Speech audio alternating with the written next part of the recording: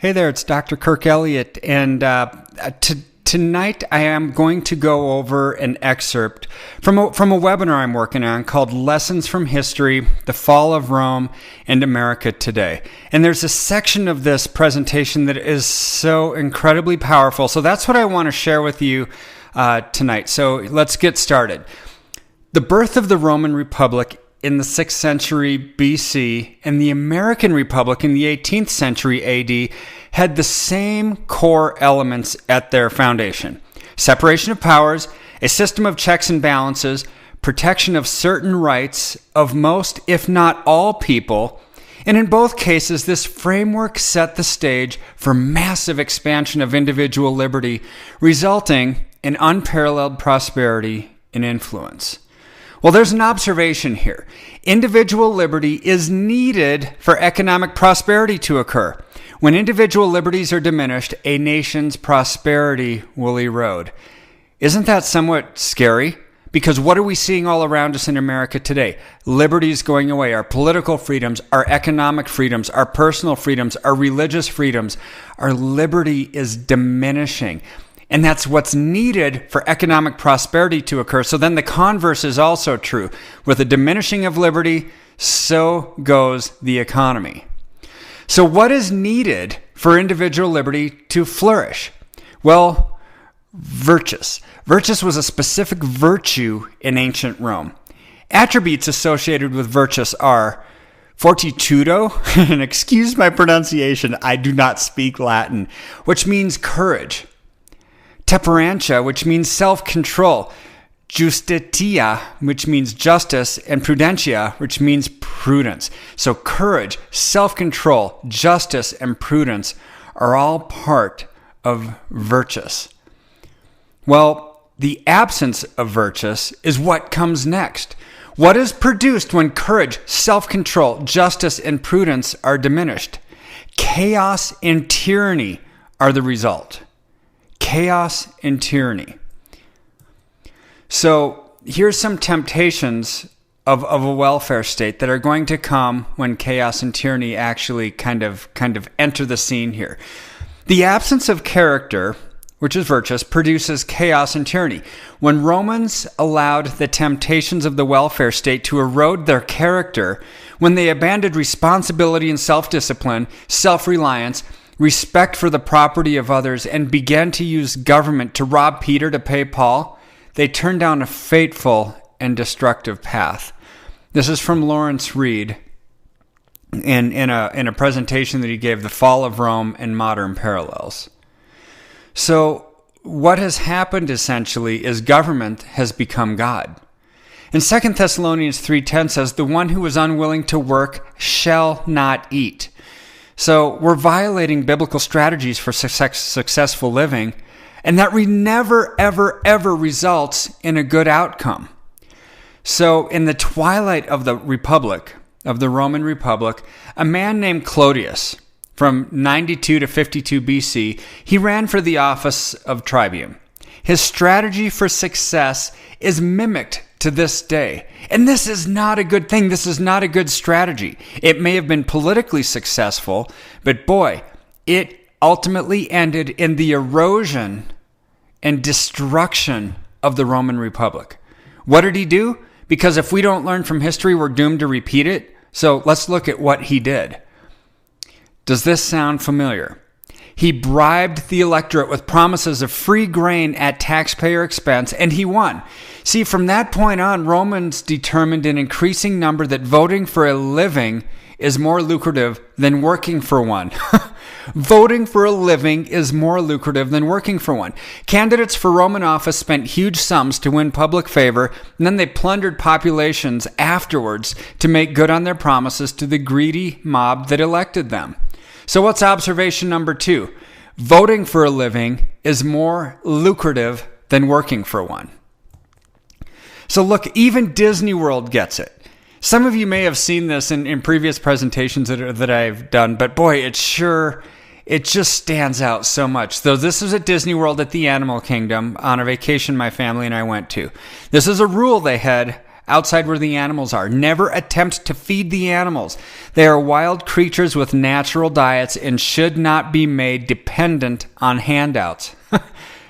Shocking. Shocking. So, as the republic transformed into a dictatorship, a succession of emperors built their power on the handouts that they controlled. Nearly 1/3 of the city of Rome received public relief payments by the time of Christ, and the time when the Roman Republic was ending, and they went into tyranny and chaos. So, imagine this. 33% of everyone in Rome received public relief when the republic fell into a dictatorship. 33%.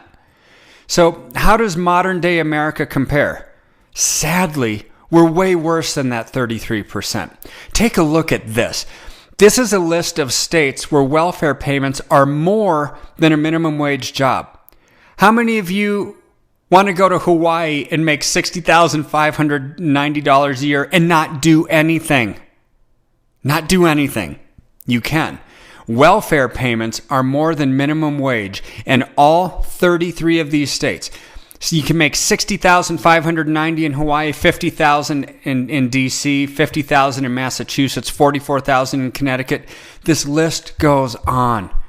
Every single one on this page that you're seeing there, those people do nothing and make more money than the minimum wage.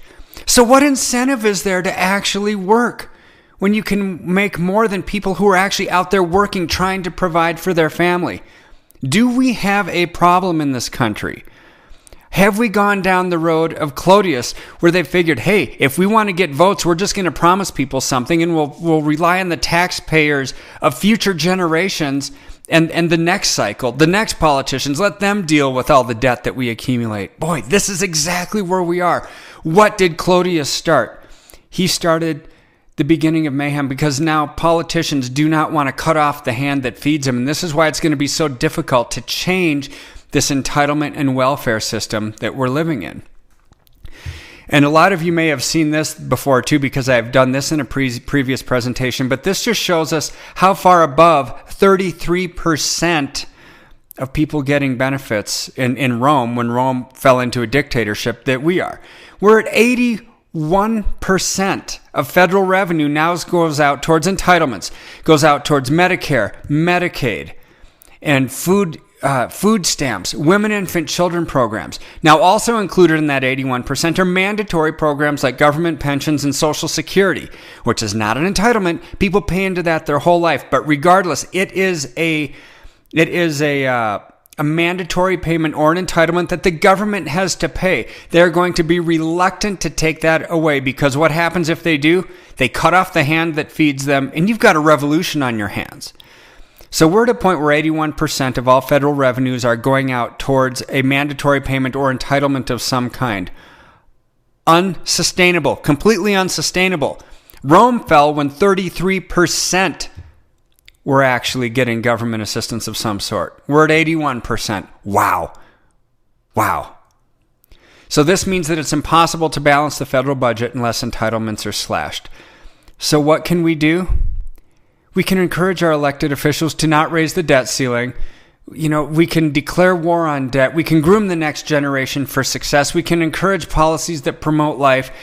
You know what we have to do? We have a mouth. We have to be mouthpieces. We need to be active. We need to vote against people who keep spending more money than what we make, and let them know it is not okay to appease the masses with handouts and with gifts to get them to vote for you.